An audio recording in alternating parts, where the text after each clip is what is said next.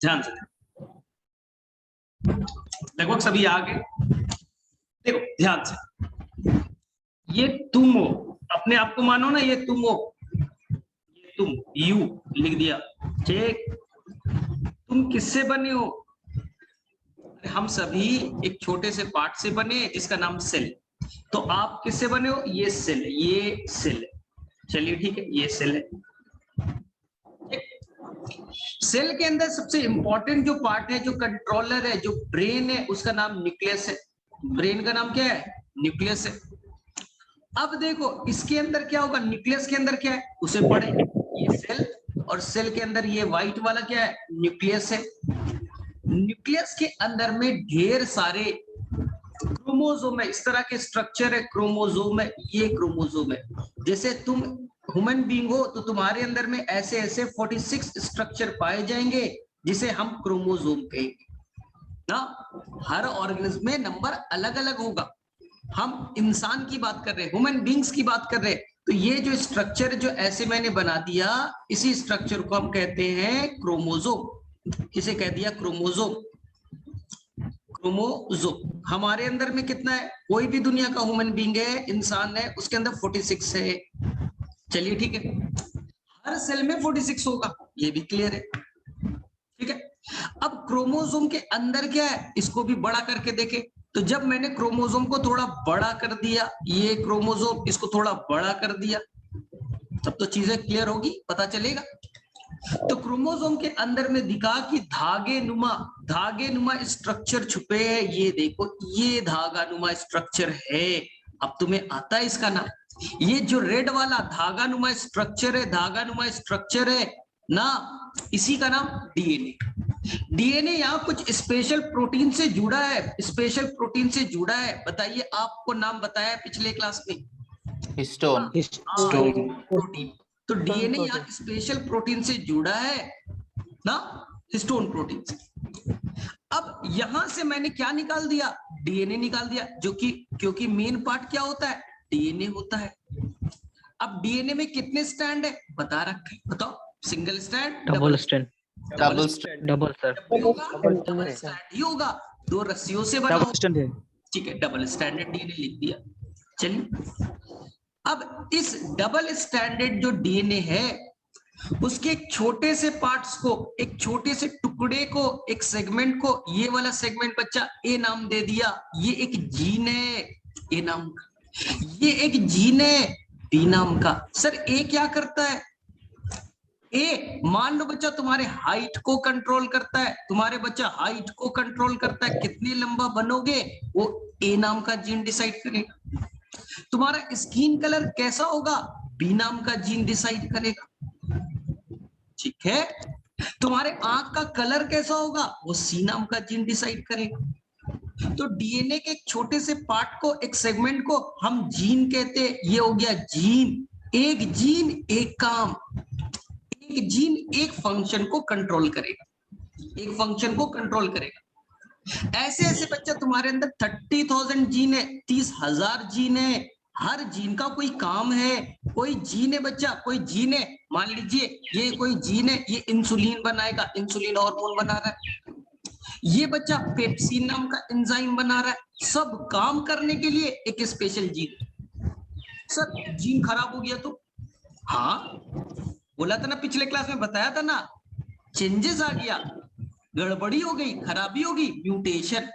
तो मान लो ए नाम का जीन खराब हो गया, ए नाम का जीन खराब हो गया, म्यूटेशन हो गया, तो बेटा तुम्हारा हाइट 6 फीट का था, अब बच्चा 4 फीट का हो जाएगा।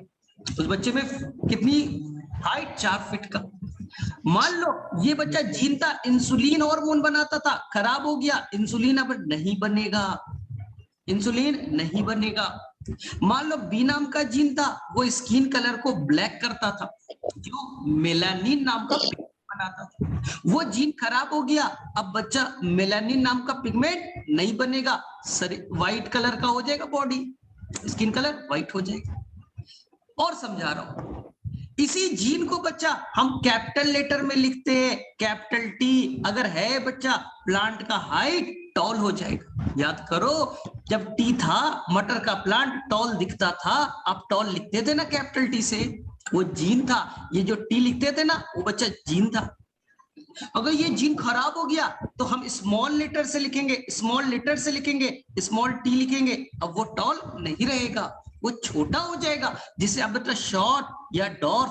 क्या आपने क्लास 10th में नहीं पढ़ा था? आपने पढ़ा था ना। तो यही है बच्चा कहानी, एकदम सिंपल। फिर से बोल देता हूं, अपने आप को रिलेट कीजिए, अपने आप को रिलेट कीजिए।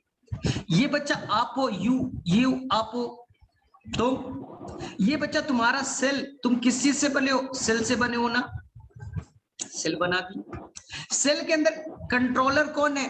ब्रेन कौन है? ये न्यूक्लियस हो गया, ये न्यूक्लियस हो गया। न्यूक्लियस के अंदर में इंपॉर्टेंट चीज क्या है? ये बच्चा ऐसे ऐसे क्रोमोसोम होंगे। जब क्रोमोसोम को तोड़ करके देखा तो उसमें क्या मिला? डीएनए मिला, डीएनए मिला और कुछ प्रोटीन मिले, जिसे आपको मैंने पहले डिस्कस कर रखा था, हिस्टोन। प्रोकैरियोट्स में हिस्टोन नाम का प्रोटीन नहीं होता, बताया था ना, पॉलीएमाइन्स होते। इसलिए वहां हम रियल क्रोमोसोम कहते भी नहीं है, वो रियल क्रोमोसोम नहीं है, क्योंकि हिस्टोन नाम का प्रोटीन एब्सेंट है। अब देखो सर, डीएनए में, डीएनए के छोटे से पार्ट को क्या कह दिया? जीन कह दिया। हर जीन अलग काम करेगा, हर जीन कोई स्पेशल काम करेगा। आ गया समझ में? यही फिगर तो आप लोगों को दिखाया था पिछले क्लास में, भूल गए सभी?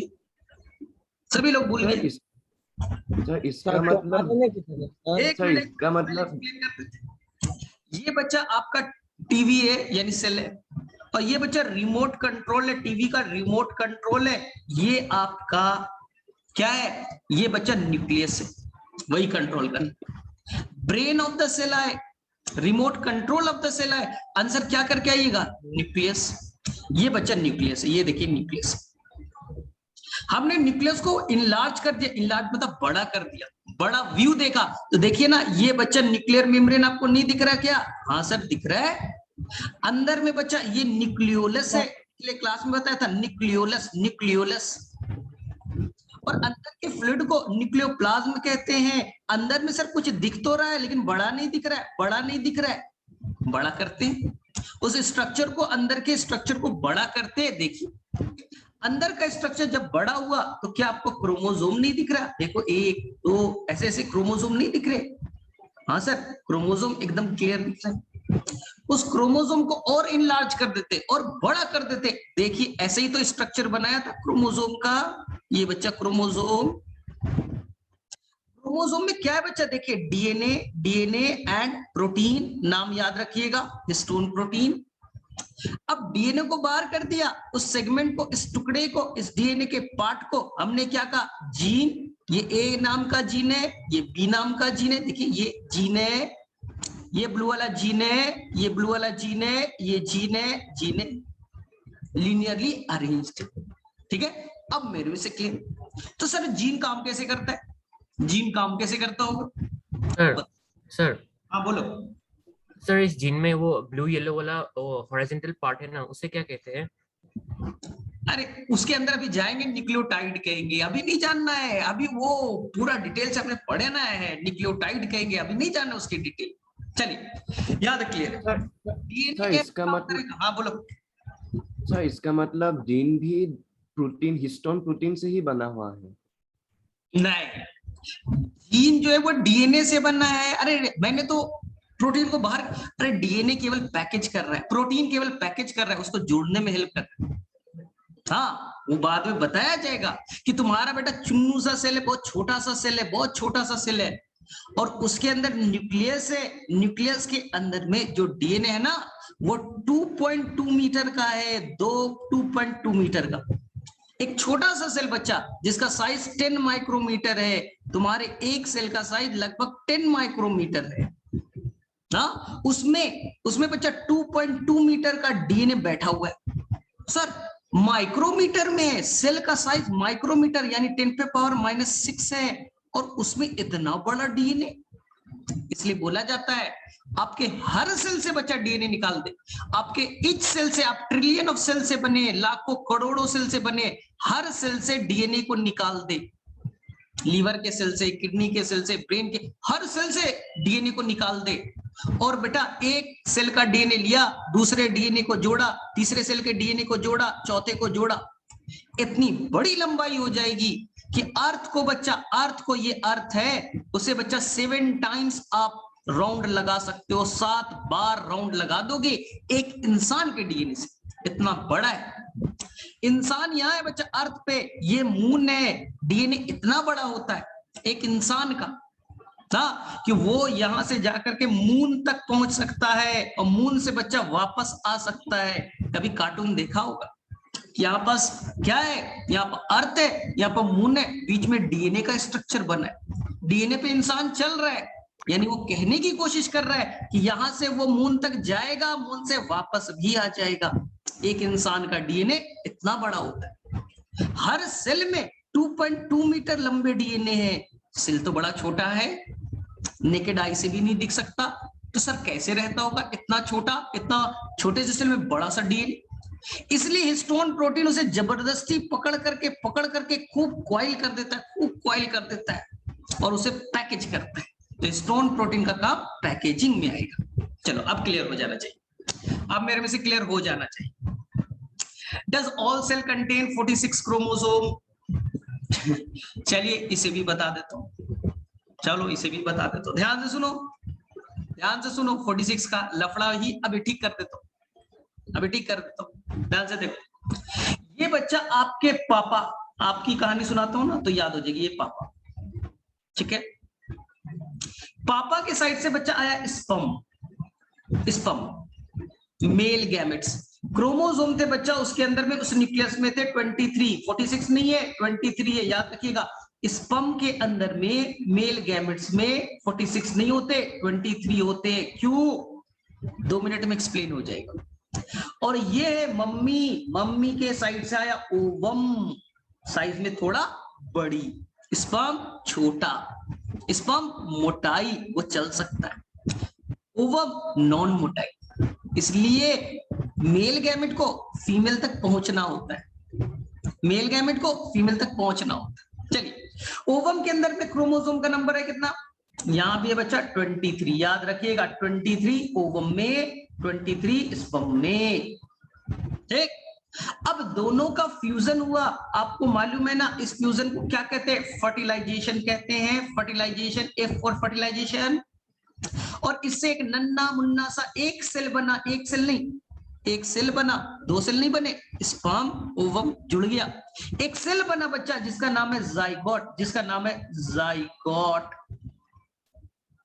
जाइगोट के अंदर में क्रोमोसोम कितने हो गए? 46 हो गए, 23 माँ के साइड से, 23 पापा के साइड से, टोटल हो गए बच्चा 46, एक सेल 46 क्रोमोसोम जाइगोट। इसी जाइगोट में अब डिवीजन होगा, डिवीजन होगा और ये मास ऑफ सेल बना देंगे, इसी को कहते हैं इम्ब्रियो। तो इम्ब्रियो के हर सेल में कितने क्रोमोसोम होंगे? 46 होगा, क्योंकि पुराने वाले सेल से बना है। पुराना सेल जाइगोट में कितने क्रोमोसोम थे? 46। तो इम्ब्रियो में भी कितने होंगे? 46। ठीक, इसी इम्ब्रियो से बच्चा बन गया, उसके बेटा लीवर बन गए, किडनी बन गया, ये बच्चा राइट हैंड बन गया, लेफ्ट हैंड बन गए, ये बच्चा राइट है लेग बन गया, रेड बन गए। वो बच्चा का किडनी हो, लीवर हो, हार्ट हो, पूरा बॉडी स्ट्रक्चर हो, हर सेल इम्ब्रियो से बना है। इम्ब्रियो में 46 क्रोमोसोम है, तो तुम्हारे लीवर में, किडनी में, ब्रेन में, हर सेल में कितने होंगे? 46 ही होंगे। इसलिए यहां से सेल तोड़ो 46, नाक के सेल को तोड़ करके देखो 46, आंख से देखो 46, किडनी में देखो 46, तुम्हारे बॉडी के हर सेल में 46 है। यही बच्चा अब पैदा हो गया, तुम बन गए, अब यूज, तो तुम्हारे हर सेल के अंदर में 46 क्रोमोसोम है। पहले सुनो, तुम्हारे बॉडी के हर सेल में 46 ही क्रोमोसोम है। ध्यान से सुनना, यहाँ पर सर हाँ सर, तो फिर सर स्पर्म सेल में सर 23 क्यों होता है सर? भाई यही तो बता रहा हूँ, सुन तो पहले, मुझे मालूम है, मुझे 10 साल का एक्सपीरियंस है, मुझे मालूम है कहाँ पर क्या गड़बड़ होता है, सुनेगा तब तो। तुम्हारे हर सेल में 46 है, तुम्हारे हर सेल में 46 है। हाँ, ये तुम हो, मेल हो ना कि फीमेल हो? मेल हो, यहां तक मुझे लग रहा मेल ही हो। चलो ठीक है, अब देखो तुम्हारे किडनी में, लीवर में, ब्रेन में, हर सेल में 46 है। टेस्टिस के अंदर भी 46 होगा, जो तुम्हारा रिप्रोडक्टिव ऑर्गन है उसके अंदर भी 46 है। ठीक, अब ये टेस्टिस का जो सेल है वो बच्चा मेल गैमेट्स बनाएगा, स्पर्म बनाएगा ना, स्पर्म बनाएगा। तो वहां पास एक प्रोसेस आएगा बच्चा, लोग बाद में बहुत डिटेल से पढ़ेंगे। मियोसिस, अगर नाम नहीं सुना है छोड़ दीजिए, नाम सुना है तो अच्छी बात है मियोसिस, क्योंकि बायो में अगले 2 साल मियोसिस वर्ड आने वाला है, 2 साल तक आएगा। तो सर मियोसिस में क्या होता है? वो टेस्टिस के अंदर में कितने क्रोमोसोम थे? 46। मियोसिस हुआ, अब बच्चा जो स्पर्म बनेंगे उसमें 23 हो जाएगा, स्पर्म के अंदर 23 हो जाएगा। याद रखिएगा, याद रखिएगा, कितने हो जाएंगे? 23 हो जाएगा, क्रोमोसोम नंबर आधा हो जाएगा। ठीक है सर, क्यों? चलिए सुनिए, ये बच्चा तुम्हारी कहानी बता दूं। अब शादी वादी करोगे, डॉक्टर बन जाओगे, कैसे ही रहोगे तुम्हारे सलमान खान की तरह? शादी वादी करोगे? चलो शादी वादी करा देते। ये बच्चा तुम्हारे जीएफ है, अब इतना खुश नहीं होना, ठीक है? बाद में तुम्हारी वाइफ बन जाएगी। डॉक्टर बनने को तब, नहीं तो बच्चा कुछ नहीं बनता, ये सब नहीं होता, ये नहीं मिलेगा। ठीक, जब डॉक्टर बनोगे तब। शादी क्या है सर? चल, अब वाइफ के अंदर में हर सेल में कितने क्रोमोसोम है? 46। उसके अंदर बच्चा ओवरी के अंदर में भी कितने क्रोमोसोम होंगे? 46 होंगे ना। अरे बॉडी के हर सेल में 46 ही होता है। अब ओवरी के अंदर में एक प्रोसेस होगा जिसे कहेंगे बच्चा मियोसिस। ओवरी के अंदर क्या होगा? मियोसिस। और मियोसिस से क्या बताया, क्या बनेगा? ओवम बनेंगे, ओवम बनेंगे, फीमेल गैमेट्स। फीमेल गैमेट्स के अंदर में हो जाएगा कितना? 23, यानी कि फीमेल गैमेट, मेल गैमेट हमेशा 23 क्रोमोसोम, क्योंकि मियोसिस से बने। सर अब बच्चा तुमने शादी की, ठीक है, अब होगा फर्टिलाइजेशन और बच्चा बनेगा जाइगोट। जाइगोट कितने हो गए? 46 हो गया।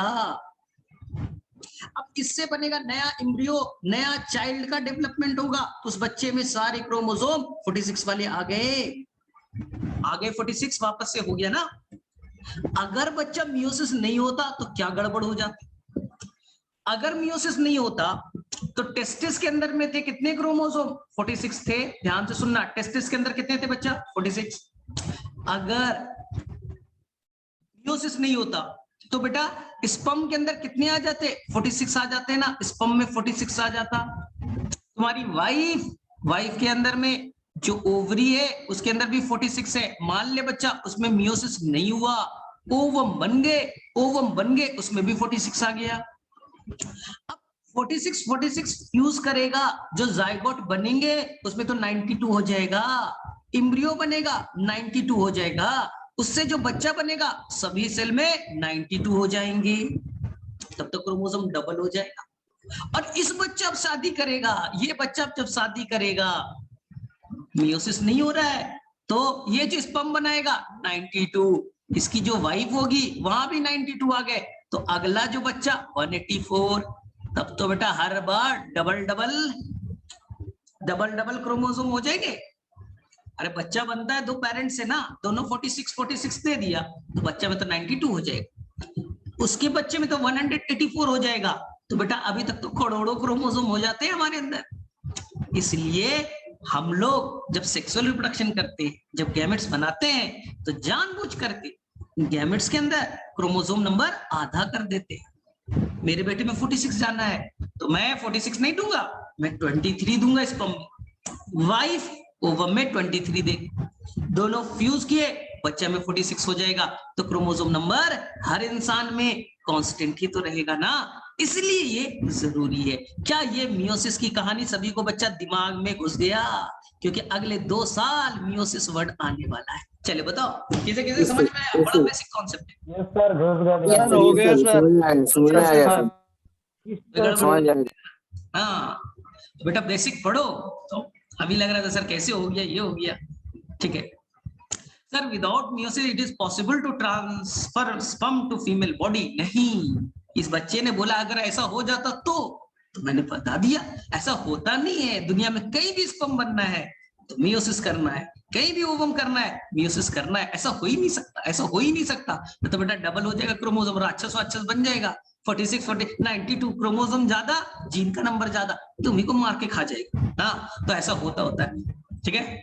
मियोसिस होना जरूरी है। चलिए, तो हम लोग टॉपिक्स पे आए भाई, सीख लिया तुमने, ठीक है, ध्यान से। सर हाँ बोलो। सर स्पर्म जब टेस्टिस में रहता है सर, तब 46 पेयर में रहता है या 23 सर? 23। स्पर्म जब भी बोला 23, टेस्टिस बोला, जिसने स्पर्म बनाया टेस्टिस बोला, उसके अंदर में होते हैं 46। चलो ठीक है। सेकंड चीज, अभी तक आपको मैंने क्या बताया था, ध्यान से सुनो। सबसे पहले आपको डेट याद करा दिया था बच्चा 1665 का, रॉबर्ट हुक साहब का। फिर से मैं बस 2 मिनट में मैं उसको सर एक बात बोलूं? हाँ सर, आपने जो असाइनमेंट दी थी वो कब सबमिट करना है? क्या असाइनमेंट दी थी ना, वो कब सबमिट करना है? अच्छा ठीक है, मैं बता रहा हूँ। अभी तुम लोग चुप रहो, अब मुझे बोलने दो यार, मुझे बोलने दो। चल मैं बताऊं, रॉबर्ट हुक ने सेल को कब डिस्कवर्ड किया? आंसर इज द 1665, सबको मालूम है, डेड सेल था। बाद में बच्चा डेट आता है 1674, Anton von Leeuwenhoek, short form मैं केवल लिख देता हूं, ठीक है। उन्होंने फर्स्ट टाइम लिविंग सेल को देखा, उसका नाम एनिमल क्यूले दिया था। ये सब आपको याद होनी चाहिए और आप लोग को याद होगा भी, कोई टेंशन वाली बात नहीं। इसके बाद में आपको डेट याद रखना था बच्चा 1831, the scientist was the Robert brown. Robert brown साहब ने क्या देखा था? अब सभी बच्चों को मालूम है, बताने की जरूरत नहीं है। न्यूक्लियस को देखा था, रूट ऑफ ऑर्किड प्लांट्स। चलिए ठीक है। इसके बाद में आपके एनसीईआरटी में बच्चा 1838 का डेट है। एनसीईआरटी अगर आपने पढ़ा होगा तो जर्मन बॉटनिस्ट स्लीडन साहब का नाम दे रखा होगा, स्लीडन साहब का नाम दे रखा होगा, जर्मन बॉटनिस्ट, ठीक है। प्लांट पे स्टडी किया। इसके बाद में 1839 का डेट याद रखना है, देखो एकदम सीरियल वाइज चला रहा है। स्वान का नाम याद रखना है, जो कि जियोलॉजिस्ट है, और उन्होंने बताया कि जो भी एनिमल्स होते सेल से बने होते हैं, और प्लांट में एक्स्ट्रा कवरिंग सेल वॉल पाया जाता है। चलिए, दोनों थ्योरी को मर्ज कर दीजिए, स्लीडन एंड स्वान की थ्योरी को मर्ज कीजिए, सेल थ्योरी। लेकिन आपको बताया था इसमें एक ड्रॉबैक थी, एक गड़बड़ी थी। क्या ड्रॉबैक था? आप सभी बच्चों को मालूम है, how new cell will form, नया सेल कैसे बनेगा, ये एक्सप्लेन नहीं कर पाए। तो इसमें कुछ करेक्शन हुआ, कुछ इसमें चेंजेस लाए गए, मॉडिफिकेशन लाए गए। तो ये डेट याद रखिएगा, एनसीईआरटी में मेंशन है 1855। साइंटिस्ट का नाम याद रखिएगा, रुडोल्फ विर्चो। रुडोल्फ विर्चो, जिन्होंने मॉडिफिकेशन लाया, जिन्होंने बच्चा मॉडिफिकेशन दिया। थ्योरी का नाम आप सभी को याद ही रखना है, सेल लीनिएज थ्योरी। बातें क्या थी? प्री एग्जिस्टिंग सेल, पुराने सेल के टूटने से नया सेल बनता है। चलिए, अब इन थ्योरी को जोड़ दीजिए, cell theory plus cell lineage theory, ठीक है। इसी को मॉडिफाइड या मॉडर्न सेल थ्योरी कहते हैं, मॉडर्न सेल थ्योरी कहते हैं। लेकिन अब ध्यान से सुनिएगा, ध्यान से सुनिएगा, कुछ गड़बड़ी है। सेल थ्योरी ये कहता है कि हर सेल में कंट्रोल करने वाला एक न्यूक्लियस होना जरूरी है। सभी ऑर्गेनिज्म सेल से बने होने जरूरी है, लेकिन चीजें समझिएगा, नया चीज बता रहा हूं। फर्स्ट, हमारे बॉडी में आरबीसी नाम का जो सेल है बच्चा, आरबीसी नाम का जो सेल है, उसके अंदर में न्यूक्लियस एब्सेंट होते हैं, उसके अंदर में एब्सेंट होते हैं। तो ये एक ट्रू सेल नहीं है, क्योंकि ट्रू सेल बनने के लिए न्यूक्लियस जरूरी है। आरबीसी को बच्चा अपने अंदर हीमोग्लोबिन रखना है, हीमोग्लोबिन रखना है, इसलिए वो न्यूक्लियस को, माइटोकॉन्ड्रिया को, एंडोप्लाज्मिक रेटिकुलम को बाहर फेंक देता है, बाहर फेंक देता है, राइबोसोम को बाहर फेंक देता है कि भैया जरूरत नहीं है, क्योंकि मुझे बच्चा हीमोग्लोबिन रखना है। तो ये बच्चा याद रखिएगा, इसलिए आरबीसी को रेड ब्लड सेल के जगह हम लोग अब रेड ब्लड कार्पसल कहते हैं, क्योंकि ये सेल तो नहीं है ना, न्यूक्लियस नहीं है तो सेल तो नहीं मानेंगे ना। तो ये चीज याद रखिएगा, बड़ा इंपॉर्टेंट है। लेकिन इसमें एक बड़ा इंपॉर्टेंट लाइन बोल रहा हूं, जो आरबीसी होता है, जो बच्चा आरबीसी होता है, वो 120 दिनों तक जिंदा रहता है, 120 डेज। आगे में जूलॉजी में पढ़ने में काम आएगा। 120 दिनों तक जिंदा रहता है। लाइफ स्पान कितना? 120 दिन लाइफ स्पान। कहां बनता है? आप सभी को आता है बच्चा, जो बोन मैरो होते हैं, बोन मैरो के इंड, हाँ, जो बड़े बोन होते हैं उसके इंड पॉइंट को बोन मैरो कहते हैं, इंड पॉइंट को बोन मैरो कहते हैं, वही बनता है। सारे बच्चा आरबीसी, डब्ल्यूबीसी, प्लेटलेट जो भी पढ़ते हैं आप, सभी के सभी ये बोन मैरो में ही बनते हैं। ठीक है। मरता कहाँ है बच्चा? ग्रेवयार्ड। ग्रेवयार्ड मतलब कब्रगाह। वो याद रखेगा, स्प्लीन है। स्प्लीन एक ऑर्गन है। आज जाके गूगल पे थोड़ा सर्च कीजिएगा, लोकेशन इमेज में देखिएगा और थोड़ा सा रिसर्च कीजिएगा। हमारे अंदर एक स्प्लीन ऑर्गन है, जहां पर उसका ग्रेवयार्ड है, वहां जाके डेड हो जाएगा, मर जाएगा। ठीक। 120 दिनों तक जिंदा तो रहता है, लेकिन स्टार्टिंग के 10 डेज तक जब वो यंग है, स्टार्टिंग के 10 डेज तक जब वो यंग है यानी अभी मैच्योर नहीं हुआ है, यंग है, तो उसके अंदर में न्यूक्लियस प्रेजेंट होगा। बड़ा अच्छा पॉइंट बताया मैंने। यंग में, स्टार्टिंग में न्यूक्लियस प्रेजेंट होगा, लेकिन जैसे ही वो ओल्ड हो जाएगा, मैच्योर हो जाएगा, तो वो अपने न्यूक्लियस को बाहर कर देगा और न्यूक्लियस खत्म हो जाएगा। ये याद रखिएगा। तो क्वेश्चन ये आता है, in mature RBC nucleus is, तो आंसर देखिएगा क्वेश्चन को बहुत अच्छे से। मैच्योर लिखा है तो आप बोलिएगा न्यूक्लियस एब्सेंट। अगर क्वेश्चन बोला है यंग है तो बोलिएगा न्यूक्लियस प्रेजेंट। कभी कभी क्वेश्चन में कुछ ना लिखा रहे, यंग और मैच्योर ना लिखा रहे, तब तो बड़ा कंफ्यूजिंग है। सर यंग लिखा है, मैच्योर, हम क्या करें आंसर? उस केस में बच्चा आपको मैच्योर को प्रेफरेंस देना है। उस केस में आपको मैच्योर को प्रेफरेंस देना है। आप मान के चलिएगा ये मैच्योर आरबीसी के बारे में पूछ रहा है। एनसीईआरटी में आरबीसी का साइज दिया है बच्चा, याद रखिएगा 7 माइक्रोमीटर, 7 म्यूएम माइक्रोमीटर। ठीक है। म्यूएम क्या होता है? 10⁻⁻6 metre is equal to 1 micrometre. ठीक है। आपने थोड़ा सा बच्चा फिजिक्स में भी पढ़ा होगा। ठीक। सेकेंड, शेप कैसा होता है? आरबीसी का शेप बच्चा ओवल नहीं होता, ऐसा सर्कुलर नहीं होता जैसे मैंने बना दिया। थोड़ा अंदर में बच्चा धसा हुआ होता है, अंदर में बच्चा ये धसा हुआ होता है, इस तरह का होता है आरबीसी। सर क्यों ऐसा होता है? एनसीईआरटी पढ़िए, हर सेल का अपना शेप है। क्यों सर? क्यों अपना अपना शेप है? आरबीसी का अमीबा लाइक क्यों है सर? हाँ, न्यूरॉन का सर इस तरह का क्यों है, इस तरह का क्यों है, इस तरह का न्यूरॉन का क्यों है? फंक्शन बच्चे, आरबीसी को ऑक्सीजन कैरी करना है।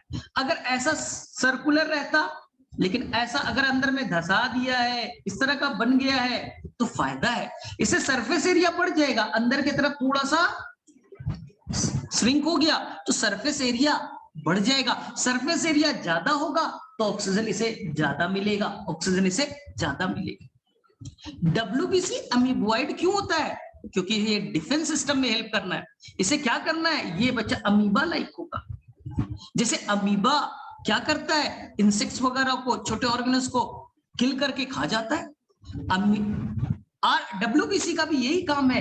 डब्ल्यूबीसी क्या करता है? बैक्टीरिया आ गया, छोटा सा बैक्टीरिया आ गया, ये क्या करेगा? स्यूडोपोडिया लाइक स्ट्रक्चर इस तरह से बनाएगा और अपने अंदर में इंजेस्ट कर लेगा, खा जाएगा, डिग्रेड कर देगा। तभी तो हमारा आर्मी सिस्टम है डब्ल्यूबीसी। अमीबॉइड से सर न्यूरॉन का भी अलग है। ठीक है, वो बड़े साइज का होता है। इसी तरह से बच्चा आप एनसीईआरटी जब पढ़िएगा तो सबसे स्मॉलेस्ट सेल की बातें की गई, सबसे स्मॉलेस्ट सेल की बात की गई है। अगर आपने पढ़ा होगा स्मॉलेस्ट सेल की बात की गई है, सबसे छोटा लिविंग सेल बच्चा, लिविंग सेल की बात की गई है। तो आप लोगों ने एनसीईआरटी जब पढ़ा होगा तो पर एक नाम होगा बच्चा जिसका नाम होगा पीपीएलओ। पीपीएलओ इसी का नाम एक और है माइकोप्लाज्मा। माइकोप्लाज्मा इन दोनों में लगभग सिमिलरिटी है, लगभग बेटा दोनों एक ही चीज है, दोनों एक ही चीज है। आपको मान के चलना है पीपीएलओ माइकोप्लाज्मा एक ही ऑर्गेनिज्म है। ठीक है सर। नाम तो आपको बच्चा अगर एनसीईआरटी पढ़ा होगा पीपीएलओ का फुल फॉर्म मिला होगा। क्या नाम था ये आपको अच्छे से याद कर लेना है। Pleuropneumonia like organism. ये दुनिया का सबसे छोटा ऑर्गेनिज्म है। साइज याद रखिएगा, निमोनिया लाइक ऑर्गेनिज्म। ठीक है सर, ये है क्या सर, ये किसमें आता है, किसमें बिलोंग करते हैं, बातें करते हैं इस पे। मैं एक ट्रिक दे देता हूँ, सबसे अच्छा मैं एक ट्रिक दे देता हूँ जिसे तुम्हें याद करने की जरूरत लाइफ टाइम नहीं रहेगी। मैं एक ट्रिक दे देता हूँ, देखो ट्रिक क्या है। सबसे पहले बच्चा वायरस का एनसीईआरटी ने फिगर बनाया, वायरस, ध्यान से सुनिएगा, उसके साइज को मेंशन किया। वायरस कोई सेल से नहीं बना है, तो कभी क्वेश्चन आया which is the smallest living cell, virus मत कीजिएगा, वायरस तो सेल से ही नहीं बना है, वो तो नॉन सेल्यूलर है, ए सेल्यूलर है।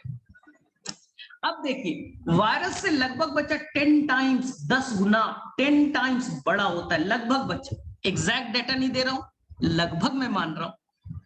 वायरस से लगभग 10 टाइम्स बड़ा होता है पीपीएलओ या माइकोप्लाज्मा। पीपीएलओ और माइकोप्लाज्मा लगभग 10 टाइम्स बड़ा है, 10 गुना बड़ा है। पीपीएलओ से बच्चा लगभग 10 गुना बड़ा होता है, 10 गुना बड़ा होता है, 10 टाइम्स बड़ा होता है। हाँ, ये होता है बच्चा नॉर्मल एक बैक्टीरिया।